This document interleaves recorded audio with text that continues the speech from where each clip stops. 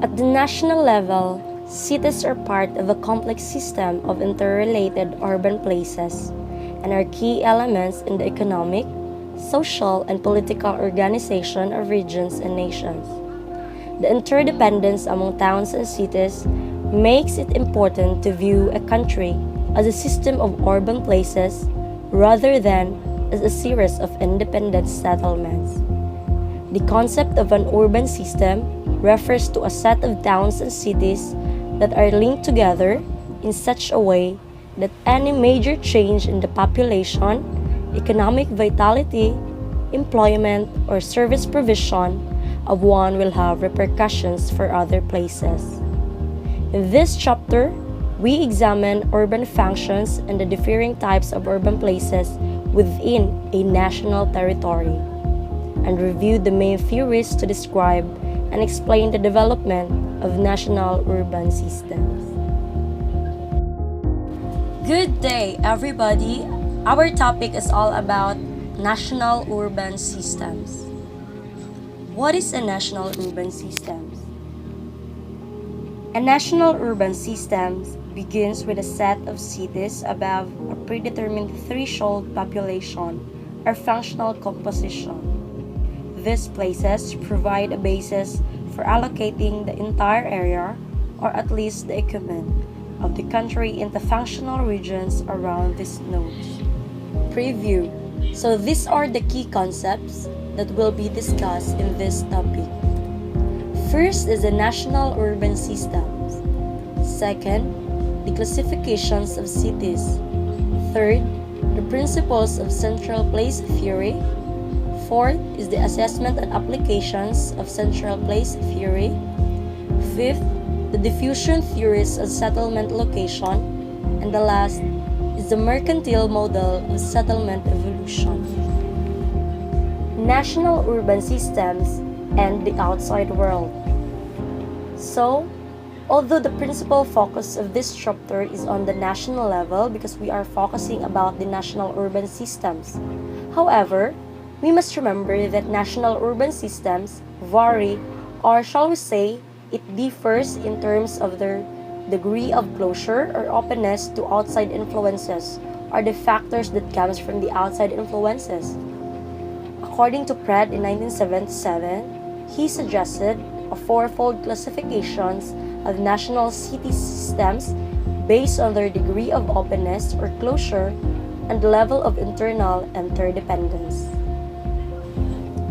Countries where no real systems of cities exist and which are characterized by little economic and social exchange between settlements and with the outside world. So example of this is the low interdependence and the high closure.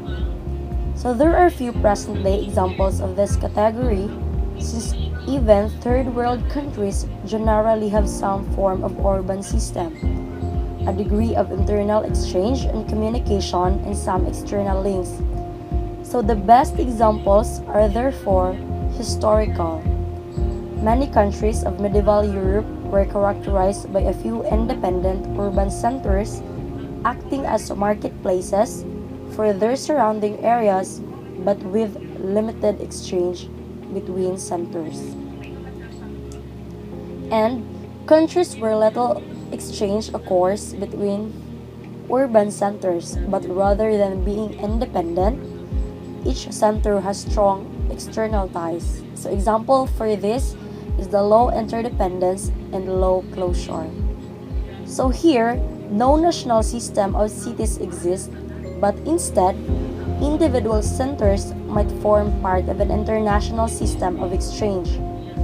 The port cities of 18th and 19th century colonial states exhibited such features. So, even today, this form of externally focused urban structure persists in some third world states owing to inertia, the continued export focus of the economy, and the locational preferences of multinational organizations.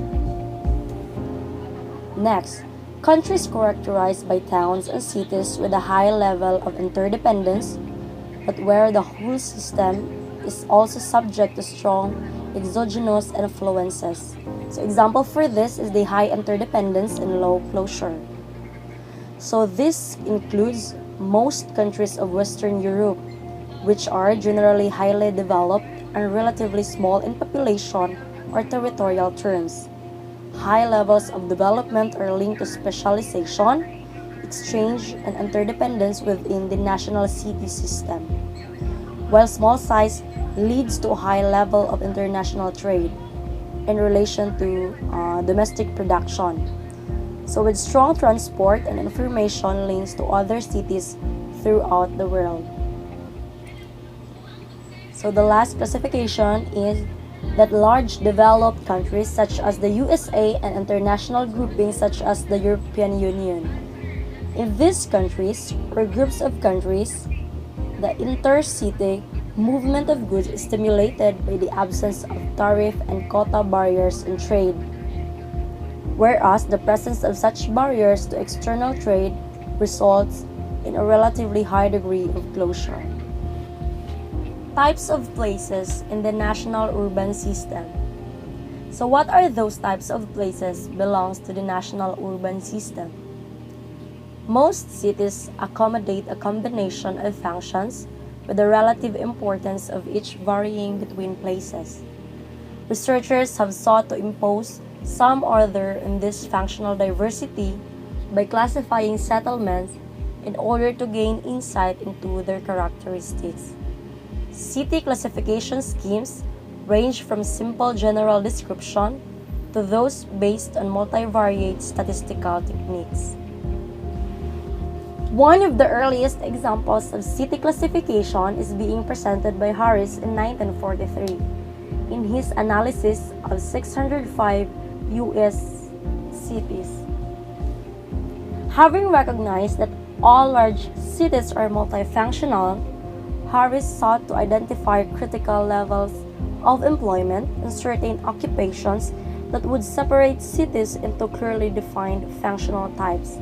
So as an example for this, manufacturing cities were those in which manufacturing accounted for at least 74% of total employment in manufacturing, retailing, and wholesale.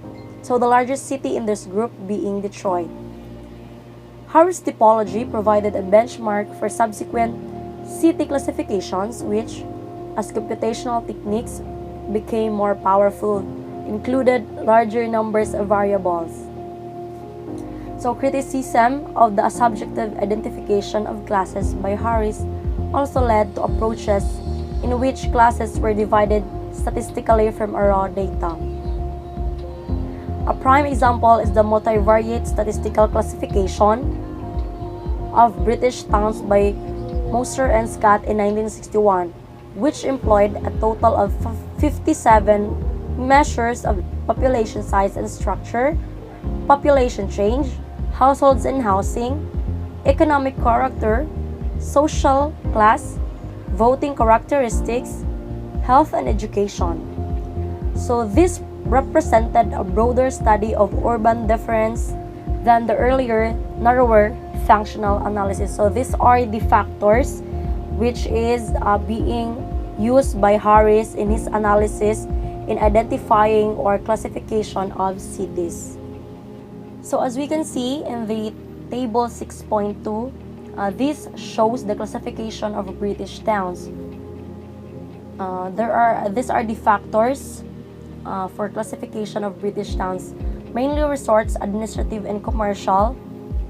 So first is the mainly seaside towns. Second is the mainly spas, professional, administrative centers. Third is the mainly commercial centers with some industry. And sa mainly industrial naman, it includes most of the traditional railway centers, including many of the large ports as well as two black country towns and others. So this represented a broader study of urban difference than the earlier, narrower functional analysis, application of principal components analysis to the data set produced 14 types of towns with two, London and Hoyton excluded since they were too different from other towns to be included in any group.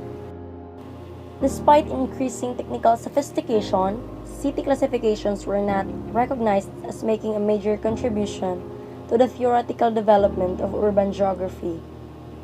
So many consider the classifications to be essentially descriptive and therefore outmoded, providing illustrative distribution maps rather than explanations of location.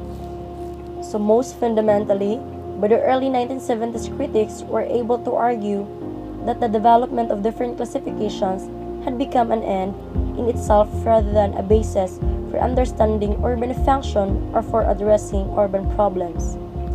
In response to this critique, a number of studies employed city classifications as an initial step in the analysis of urban processes and problems. So typical of this is Noyle and Steinbach's study in 1983 examination of the differential growth of Sunbelt and Snowbelt cities. In order to test the view that Sunbelt cities were acquiring population and employment at the expense of Snowbelt cities, they first grouped 140 U.S. cities using a location quotient, which measured the share of a city's population in a given industry as a percentage of the share of employment in the same industry within the U.S. economy in total. 4 major types of city were identified. So as we can see here in the table 6.3, the classification of U.S. metropolitan areas by type and size.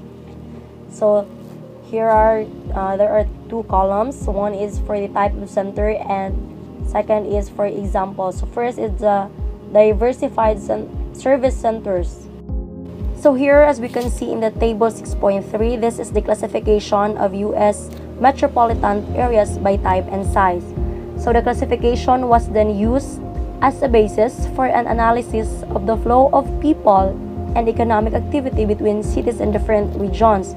So it was found that although the Sunbelt was growing at a faster rate than the Snowbelt as a whole, study of particular types of city uncovered significant variations on this general trend. For example, while assembly activities had relocated to suburban and Sunbelt locations, high-level producer services remained in the larger cities, most of which were in the Snowbelt. So this kind of research shows the potential utility of her city classifications. City classification research has also proved a value in comparing different types of city in relation to measures of need, hardship, and fiscal stress.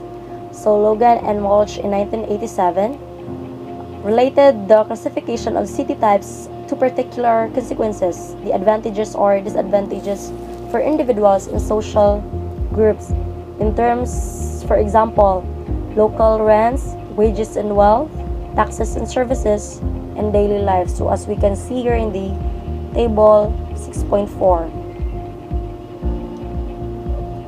Thus, affluent residents of innovation centers have the best of all worlds. So Hispanic migrant populations will continue to increase in the intrepid cities, leading to further ethnic segregation. Module production centers and most retirement centers are unlikely to provide income redistribution through taxes. Growing headquarters cities have the highest rates of housing price inflation, and leisure playgrounds are characterized by a two-tier economy comprising many low-paid service workers and relatively few highly paid managers. So clearly, research on urban function has moved a long way from the early descriptive urban taxonomies to a position where city classifications can contribute to an understanding of urban processes and the formulation and monitoring of urban policy.